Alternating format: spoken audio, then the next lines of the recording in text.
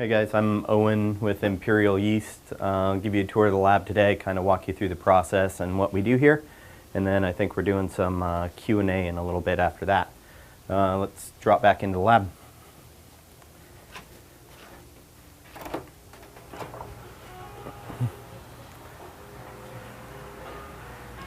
You'll notice Kendra is trying to avoid all this. She's our lab manager right outside. So it'll be a little bit of a disjointed tour. We'll start with working slants and kind of show you up to propagation volumes, and we'll go out into production, which is going to look like a brewery. And then at that stage we would harvest the yeast, bring it back in here and do QC on it. But I'll walk you through that in the lab so we're not walking back and forth the whole way. So here are working slants. This is what starts all of our propagations. So we have a -80 fridge on site. We also have it backed up off site with all of our mother cultures. A couple times a year we go into that, pull it out, get individual cultures, then start these working slants, and these are going to start each fermentation here at the lab. From this, everything's step propagated. So we go test tubes, little flasks, big flasks, and then out to production. So working flasks, we are full up here. We just signed a lease on another building and we're expanding into Philadelphia. So hopefully by like December all those projects will be done. This is the lab. We have our cell counter here, laminar flow hood, PCR for diastaticus detection, as well as a bunch of other QC stuff that we do in here. pH testing. We'll get out of here. Kendra needs this room pretty quick. So from that flask, we are going to step up into test tubes. And then from there, we're going to go into 200s, and then we're going to go into 600 ml flasks. Or liter flasks. Yeast lab is really like a brewery. That's just an incubated shaker table. We run all of our propagations at 72 degrees. That's just keeping CO2 out of solution, a lot of oxygen in there, and keeping it nice and warm. Yeast lab is like a brewery, except we're making, say, 50 to 75 different beers at the same time. And we can't have any cross-contamination between them. So, you know, between starts, flasks, and production, we're usually growing about 50 strains at a time, sometimes more than that. This is commercial pouring. We have anaerobic and aerobic incubation. We take the time in our process to bring everything down to our lab volume of 1.29 billion cells per mil. So every strain comes out at a little different density. We bring everything up or down to that same density level. That density level is set by Pub, the fuller strain. Super cottage cheesy. That's about as thick as we can move that strain reliably. So every other strain is brought up to that level. From there, we're going to pour off our supernatant, or the beer, on top of the yeast, replaced with sterile water so we can manage alcohol and acid. Those are the two big stressors for yeast. So as part of that QC process, we're going to pour off supernatant and replace with sterile water. It's going to increase pH and decrease alcohol. We're seeing much better viability over time that way. I think we're the only lab that's taken the time to do that. We test every input here, so everything that goes into a tank, from sterile air, water, media, slants, all that is QC'd.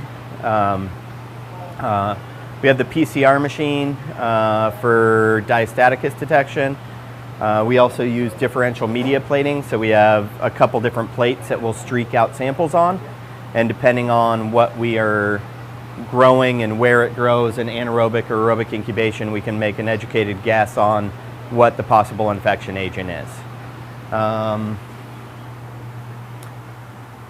Ryan's pouring some Brett Lambicus here. So cyclohexamide plate inhibits yeast growth. Nothing's growing on that, which is good for most strains. Let's see if there's anything that looks a little better. Flagship streak plate. So you're streaking it out and trying to get down to individual colonies. You're looking for colony morphology, making sure everything looks about the same, and making sure that you're not seeing any spots with more acid or color change on the plates. The plates are normally blue, and then the yeast will kick out some acid, so it'll turn yellow. But if you see a bright yellow spot or a different color, that is cause for concern. Let's see, I think that's probably it in here. We're pouring Brett there, commercial pouring over here, beginning of the day, so we got a lot of stuff going out. And then here we are in, this is production 1 here. We have our first cooker, which is a 5-barrel system, carboy walker in the back. You can see a lot of different tank sizes. We have everything from 2, 4, 7s, 10s in this room. Each strain is, depending on the order quantity and size, we'll put that into a tank. So, you know, this is a Brett strain in here. Pilgrimage, it's a lager strain. You can see step propagation. It got 8 liters of media the first day, 75, 650. Total is 6.25 barrels. Different strains can take different amounts, so that'll vary a little bit. And then we're fully organic, so we have to be able to trace everything. So we can trace back to our start, we can trace back to our slant the whole way. We can trace how clean the tank was, who cleaned the tank, what our chemical titration rates were when we went to clean it, and then how clean it was with the luminometer coming out.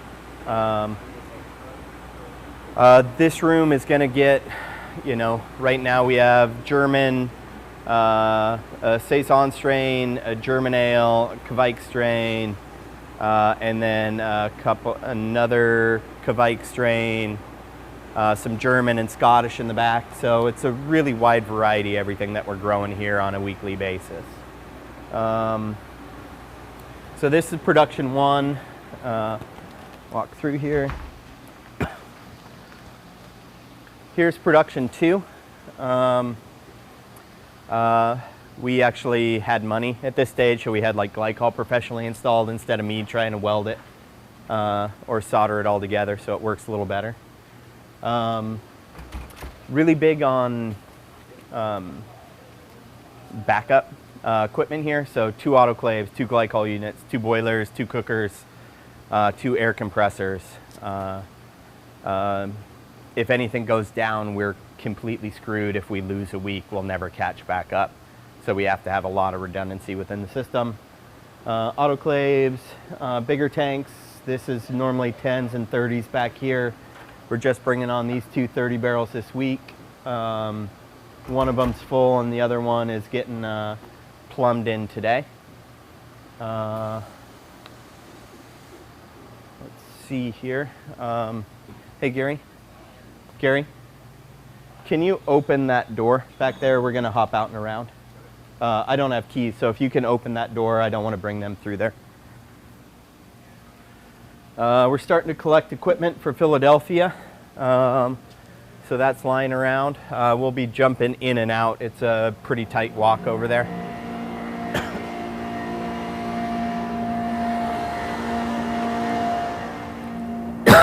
Beautiful day in Portland. Thanks, Gary.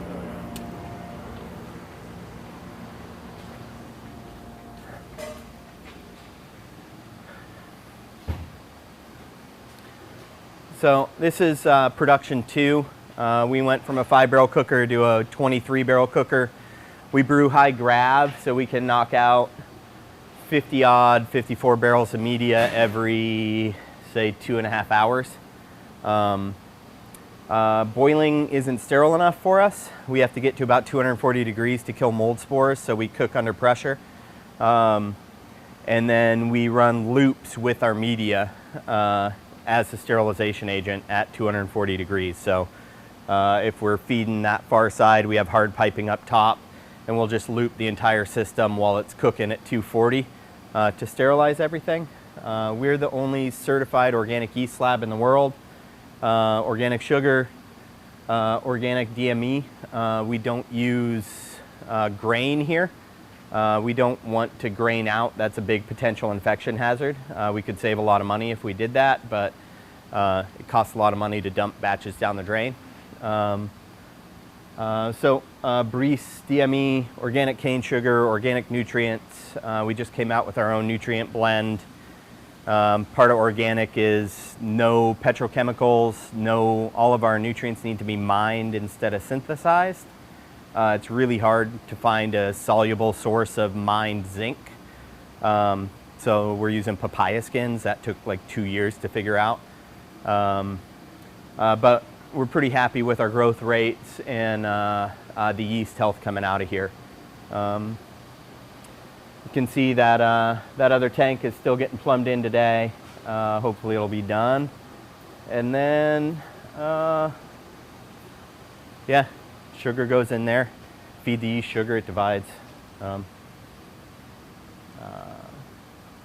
After we harvest the yeast, it'll go back in for QC and be brought up to that 1.29 billion cells per mil.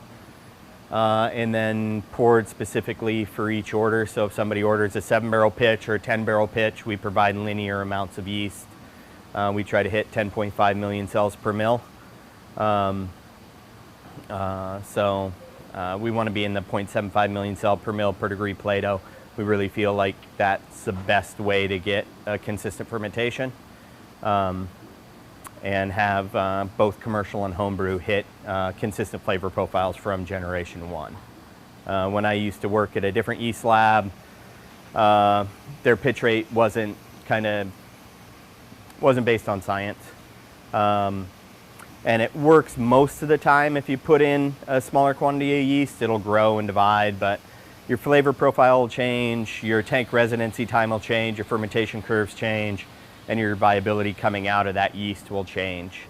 I'd hear people over and over again say, I love my yeast on Gen 2 or I love my yeast on Gen 3.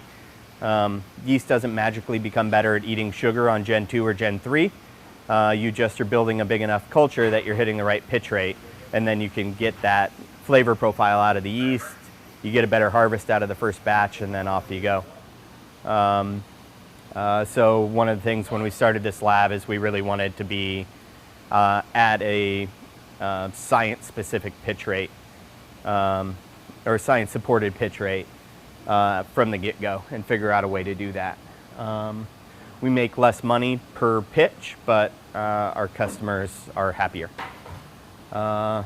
Move down to shipping and kind of go from there.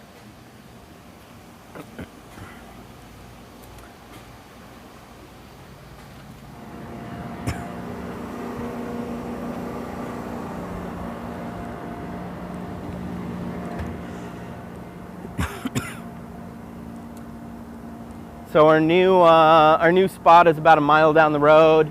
Currently we're in about 8,000 square feet, and the building that we are leasing is about 25,000 square feet.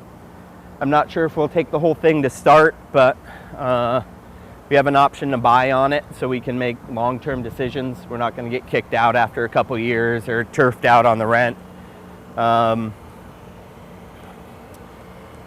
We have our obligatory spider shed. Every brewery has to have one of those. Extra walk-in cooler space.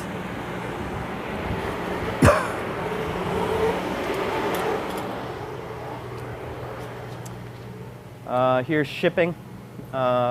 Pretty early in the day. What's up, Alon? Good. Mara and Chris back here. So most of the orders will start filtering in about 10 o'clock as the lab finishes up with QC. So shipping is pretty slow until 10 or noon, and then it's a dead sprint to get everything out the door before FedEx shows up. Let's see. One of our walk-ins here.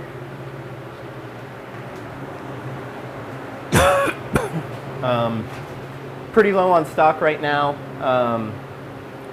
but just walk in, you can see there's this really dark media up here. This is rustic, a Belgian strain. The yeast loves to sit up on top for some reason. And if you look close, you might be able to see it lava lamp a little bit. We're just letting that settle out, trying to get the yeast to drop. If you look around, you'll start to see some of the lighter supernatant. That means it's been poured off, and we're managing alcohol and pH at that stage. We got hit really, really hard first week in January, so we're pretty low on stock. Everybody's running around. I think we're making about 250 barrels of media this week. And then we have our homebrew packs. Homebrew's made with the same yeast as our commercial stuff. It's just built, QC'd, and then split off. Homebrew allows us to overshoot. So if somebody orders 10 barrel pitch of Barbarian and we're growing that up, we can grow to 12 barrels and then pull some off and put it in homebrew. Keeps our homebrew fresh, keeps our commercial stuff fresh, and makes it that when somebody orders the right amount of yeast, even if we don't have a really good harvest on it, we don't have to call them up and say we can't give you what you ordered, because our customers don't like that. We used to have a bunch of beer down here. We had to kick it out last week, so that's a little sad. Walk-in cooler.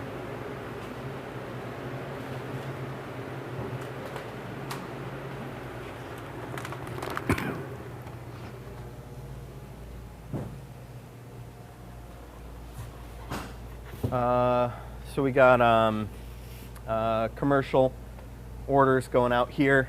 We have a new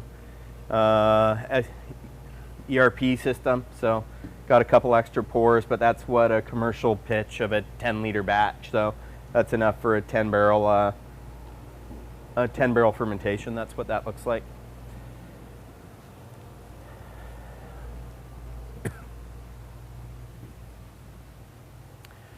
We have my old homebrew system. People still get to brew on it. That's what we started our yeast production on for the first couple months. Not ideal, but it makes decent homebrew. That's what we get to test all of our new strains out with. Homebrew packaging is going to happen here. Anytime yeast is opened anywhere in the plant, it's always under a hood. We got homebrew that's all going in there, and then beer from clients that are nice enough to give us low fills. Pretty stoked on that. This is where we started. So I ran a mobile canning company, and Jason and I spent about a year in here and underneath the stairs trying to get our batch right and our media right, organic certification.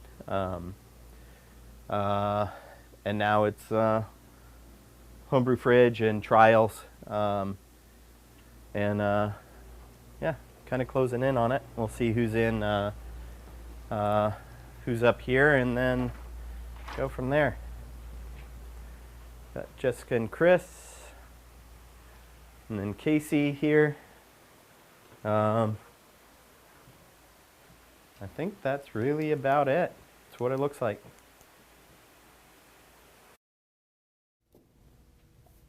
Hello, welcome to another episode of LiveBrew.tv. I'm Eric, I'm filling in for Jesse today, and we're here with Casey Helwig at Imperial Yeast in Portland, Oregon.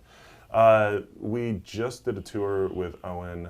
We filmed it earlier today. He's the owner, kind of founder, and it was really cool to see what you guys are doing. I've never been to a yeast lab company. What would you call Yeast lab. Yeast lab. Yeah. I've never been to a yeast lab before, and I was just fascinated by it. Like, it's very much like a brewery, but everything seemed to be like super sterile. Yeah, I mean it's pretty much the same as a brewery as far as equipment goes. We've got conical fermenters, same sort of pumps, same sort of brewery hose, etc. Yeah, cleaning and sanitation procedures are head and shoulders above what a brewery would need to do on a regular basis. Yeah. So tell me a little bit about like what you do here. What's your role at Imperial Yeast? I have been with the company for 4 years almost, coming up end of February. So almost since the beginning. And my role here has always been on the customer side of things. And so when I first started, I did pretty much everything, whether it was packing boxes, shipping boxes, answering emails, selling yeast, etc. And now my role has kind of transitioned more into just management of the sales and customer service team. Cool. What about Imperial Yeast? Like, what made you want to work here? What gets you excited about Imperial's brand and kind of what you guys are doing? Yeah, I've known Owen, who just gave the tour. He's the one of the founders and owner. I've known him for a long time, been friends in the beer industry, and when he started telling me about Imperial Yeast and what he was intending on doing here, kind of piqued my interest. He knew I was interested to come work for him, and just the company itself has values that just align with what I think are really important. They care about their employees, they care about quality, they care about quality of service, and so it was a no-brainer for me to come and work for the company. I see a lot of potential, just career-wise, and B, I couldn't imagine a better group of people to work for. Yeah. So we are live, by the way. So anyone out there, feel free to ask questions, and we'll make sure, like, Casey knows her stuff. Like we were talking before we went live, and she's pretty sharp on the yeast side of things too. So if you have any questions, hop over into the YouTube stream that we have going on right now. There's comment area, ask away, and we're happy to answer. It can be about anything, really. Yeah, seriously. Brewing related, yeast related, anything. So one of the questions I had, so we're in Portland, Oregon. Where do I need to get a beer? Like, what is the place I need to go for beer? There's so many places. I would probably, normally I tell people at least 5 places to go. We've got, I don't know, 100 breweries in the city itself. And then in the metro area, there's like 150. And so your options are expansive. But top 5 for me are going to be Wayfinder. They make great lager beer, also nice hoppy beer. Occidental, they're up in North Portland. They're all German focused, and so mostly lagers, but their Hefeweizen's killer. Upright is kind of one of the more, I don't know, underground, incognito, kind of passed over breweries here in Portland. They're actually literally underground. You have to go downstairs. They're underground. People don't really know about them, but yeah, they're but seriously, also they're underground. a couple steps down. Yeah, you got to go downstairs into the basement, into their tap room and brewery space. But they make some really, really amazing wild fermented beers, saisons, kind of a more Belgian style and approach. I'm 100% biased. I love Barrel-Lick Brewing, but that's because my husband makes all their beer. But that's not to say they don't make great beer. I think that any style they execute is going to be done extremely well.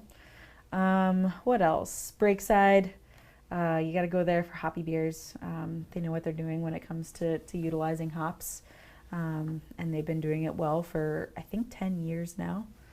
I think they're celebrating their 10-year anniversary, which is pretty rad. Yeah, that's huge. Congratulations. Yeah, seriously. Gosh, who else? I don't know. Those are my go-to breweries. That's where we can be found drinking on the weekends when I can drink again here in about 2 months. It probably depends on like what area in Portland you're in. Yeah. Like, I'm sure like every neighborhood has at least one good brewery. Oh, absolutely. In my neighborhood, Montevilla Brew Works is fantastic.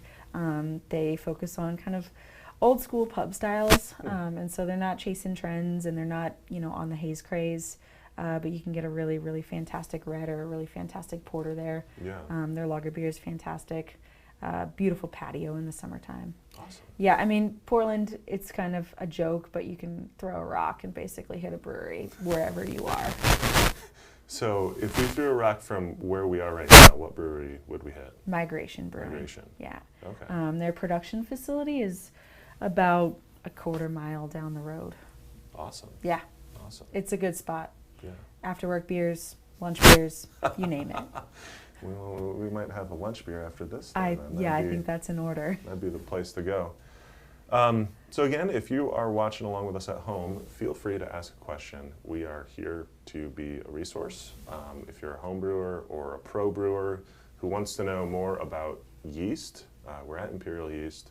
They know a lot about yeast. Ask away. I will ask a yeast question. Yeah. What is like the most like all around yeast? Like as a home brewer myself, if I were to get a yeast strain and just be like, I'm gonna base a bunch of recipes around this one, like standard styles, what would you say is like a good, like all encompassing product from you guys? Yeah, a couple years ago I would have told you A07 flagship. That's our Chico strain. Super straightforward American ale strain.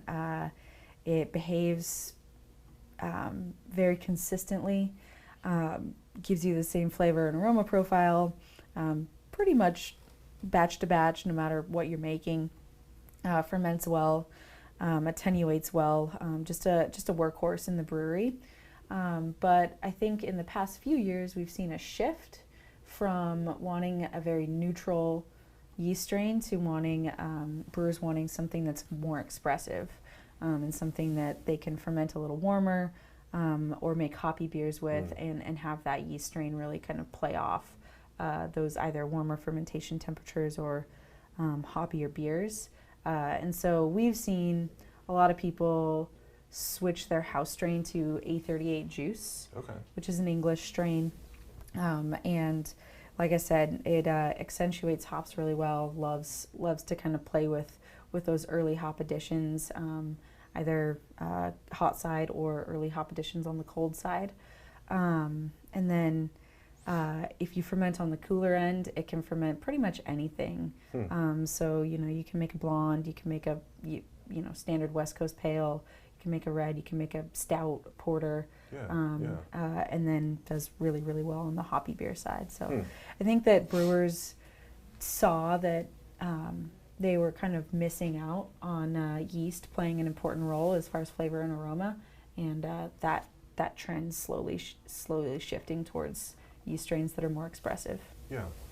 So over the years, I've kind of had kept an eye on you guys because I like what you're doing. You're the local yeast supplier for me up in Seattle, and I've noticed your product list has just grown and grown and grown. Does some of that come from you guys just getting new strains that you think are really cool that a brewer might like, or is it more of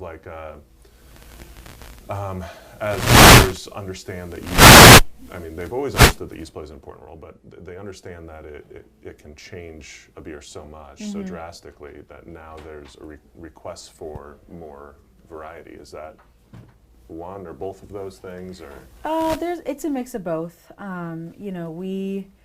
We try and keep our strain list to kind of a minimum, so that we can produce on economies of scale, while also giving brewers a lot of choices. Most of the new products that we roll out are combination of, hey, we think this is a really cool strain, and the industry is demanding it, and we've seen a lot of requests for it, a lot of interest. And why not respond to your customer base? Right, yeah. One of the trends in yeast, which probably isn't a trend to you guys, you were like, oh yeah, that happened years ago, is with your low-key strain. Yeah, the Kveik strains. The Kveik strains are just, they're crazy. I brewed, I was like, oh, it's like a Norwegian thing, so I'll do some sort of Saison. And I was brewing during the summertime. I was like, it's going to be 95 in my house. This will be perfect. I don't have temperature control. I'll just let it free rise and do whatever. And then, of course, instead of 95 that week that I had planned the beer for, it dropped down to like 65. And I was Seattle. like, cool. And I got this like really clean, not even a Saison at all. And I was like, this is actually like a perfect yeast for like an IPA if you ferment it like on the cooler side. Yeah. What other like strains are you seeing that are kind of like weird on one end and weird on the other end, but can kind of like do all sorts of stuff? I don't know. That's a good question. Right now, I think the Kveik strains are where you're getting the majority of that weird on one end, weird on the other. And not so much weird. It's not Just like fun, funky. expressive. Yeah. Yeah. Yeah, it's not funky or weird Yeah. in that regard. But, you know, one of the coolest things about the Kveik strains is that huge fermentation range. You know, Loki, you can ferment at 65 Fahrenheit all the way up to 100 Fahrenheit. And most of the Kveik strains kind of have that wide fermentation range. I think they lend themselves to hoppy beers really, really well. You can make a nice hoppy beer at 65 Fahrenheit. You can make an awesome hoppy beer at 100 Fahrenheit. Yeah, And that, I think, to me, that's the coolest part about those Kveik strains, is that ability to play with temperature and how that affects the flavor and the aroma profile. You know, we've seen temperature drive ester production on those Kveik strains, and more so than under pitching and stressing the yeast that way. You can really, really drive amazing ester profile with temperature, and the warmer you go, generally with most of the Kveik strains, there's a few outliers, but the warmer you go, the higher ester production you're going to get. What's new at Imperial Yeast? Like, what are you guys really excited about? I know in the tour, Owen just kind of mentioned like, oh, we're going to the East Coast. Yeah. What else? What's going like? Yeah, so East Coast is big. It's part of a project that we've been working on for a while. And so it's finally coming to fruition, and we've got a space in Philadelphia. It's currently under construction, and we're hoping that by the middle of this year we'll be shipping yeast out of there, and maybe by the end of summer, early fall, we'll be producing yeast out there. So that's really exciting, just allowing us to expand our customer base, also reduce shipping costs for customers on the East Coast. And then we have a building down the street that we just signed a lease on, got plans back for. So as you saw in the tour, we're like bursting at the seams here. There's like multiple desks in every room, and there are there's boxes on all sorts of different things. Yeah, literally no more fermentation space. And so, you know, when we got this building, it was kind of like, we'll never outgrow this space. And here we are 4 years later, 5 years later, and it's just proving way too small. So get a building down the street, which is super convenient. It's like 3-minute drive.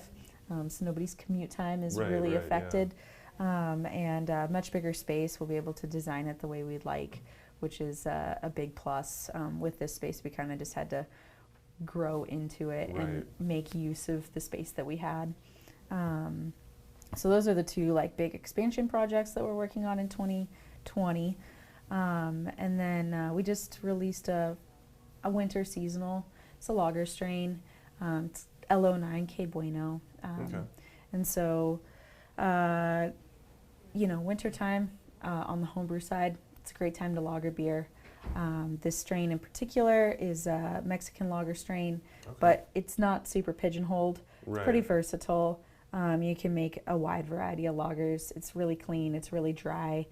Ferments beautifully. Very reliable lager strain. Drops out bright. Makes a beautiful beer. Yeah. And do you see brewers and homebrewers using it for like trying to do like a Mexican lager with it? Is that like my box, Mexican lagers, Vienna lagers, pretty much you name it, it can do it. Very cool. Yeah. What other strains have come out recently that you guys are really excited about, or like secret, like we've got a hybrid program that we're working on. As far as other strains recently, the A44 Viking was a summertime seasonal, and that, don't quote me, but we'll probably make an appearance as a full-time strain here soon. And that's a blend of 3 different Kvike strains. Awesome. When you make a seasonal, what's the chances that it comes back, like regularly? I don't know. We've only been doing seasonal strains for about a year, so there's not a lot of data to go off of. But the interest that we saw in the Viking was definitely something that we are not ignoring and not taking lightly. Yeah, that's kind of. I remember when I had first brewed with Loki, I was like, and then it went away. I was like, oh no, like, I wanted that. It's I know. gone. Don't it's in take the it ether. away. I don't. And I think I got harassed for months. Yeah. By home brewers and pro brewers alike. It's like, all right, finally, we'll just do this. So do you guys have just like a giant bank of different yeast strains, or? Yeah, there's probably 150 or so strains that are available for public use, and then another 100 that we've banked privately for breweries. Okay, so if they find a strain that they really like, or a yeast that's second generation or something, they're like, this is where we want to start. Yep. That's what you guys bank for them? Yep. So breweries all over the world will send us samples. We plate, isolate cultures, make sure that we've got a single strain, send it to an outside lab for genetic identification, bring it back here, and throw them in glycerin tubes and into the freezer, into the strain bank. How many different yeasts are known and different enough worldwide that you could be like is it like 3,000 or like? I have no idea what the answer is on that. I mean, there's yeast everywhere, right? Yeah. But whether or not it's good for brewing is another question. Right. You need a yeast strain that is going to eat the type of sugar that we're producing, that's going to create flavor profile and aroma profile that's desirable, that's going to attenuate well, flocculate well. So that's kind of why, on a commercial scale, brewers are creatures of habit, and they tend to go to the strains that they know, and that they can rely upon. But if you look at listings from strain banks around the world, there's a couple thousand in each bank. Whether or not they're all strains that you want to make beer with is a different story. Yeah. And I'd imagine that it could be fairly similar strains, but like one is like, oh, absolutely, we found it here and we found this other one here. Imagine Belgian brewing culture or German brewing culture, and you've got a lager strain that's particular to this lager brewery, and then another lager strain that's particular to the lager brewery across the street, and they might be almost genetically identical, but for very few, very minor trait differences. Yeah, and they probably started in the same spot. And absolutely, and then over a couple of generations, it starts changing. Yeah, and thousands of generations later, you've got a distinct strain here and a distinct strain here, but they're not actually that different. Right.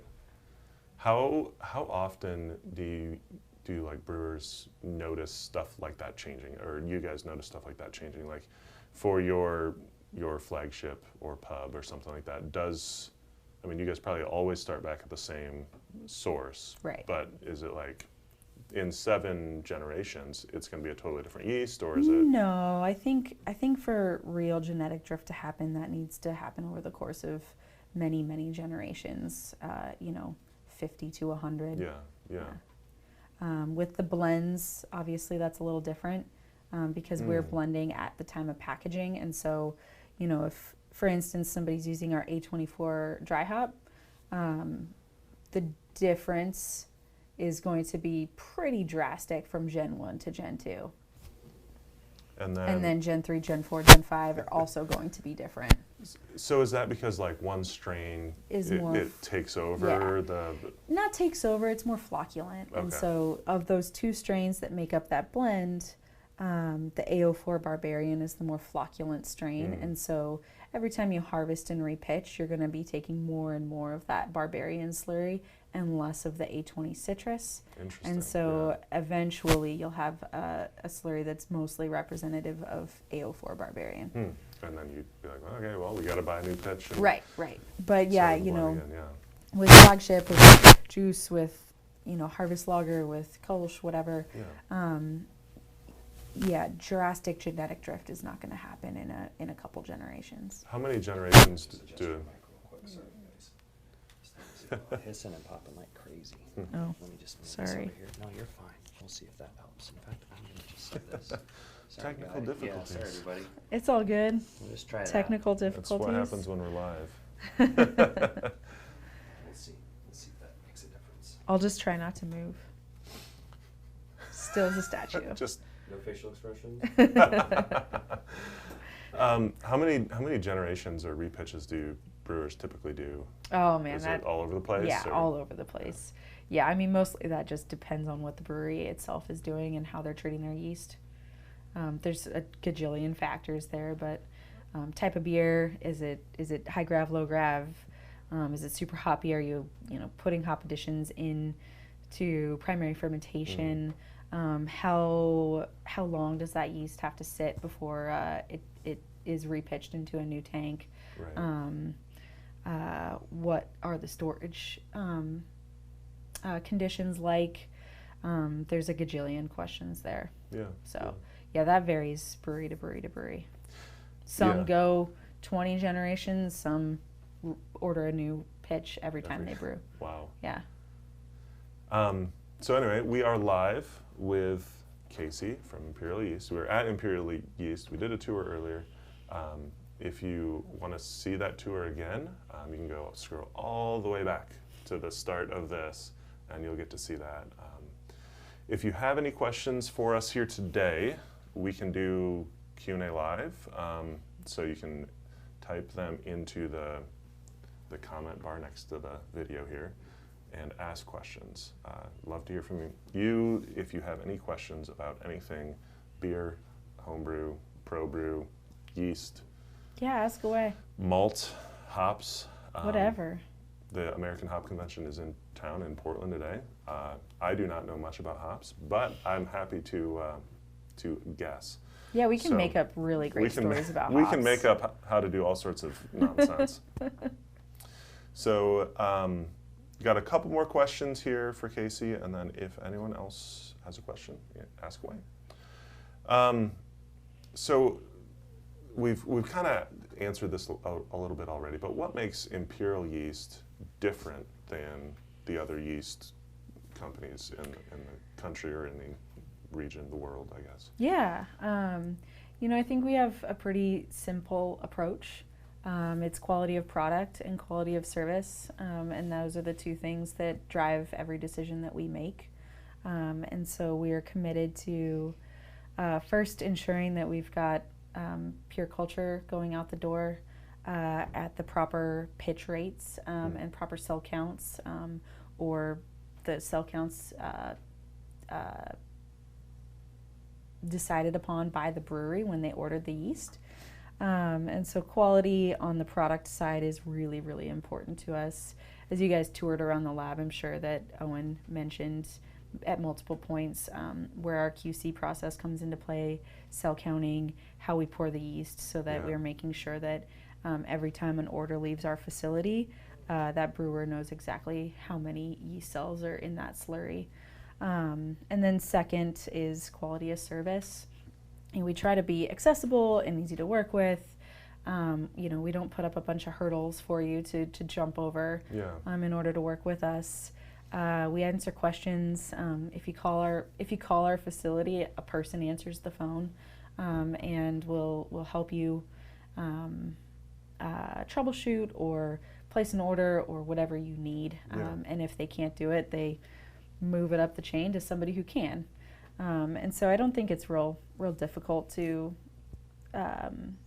provide quality service, but it's something that we excel at, and I think that translates to really loyal customer base, and a customer base that continues to come back for more and more. Yeah.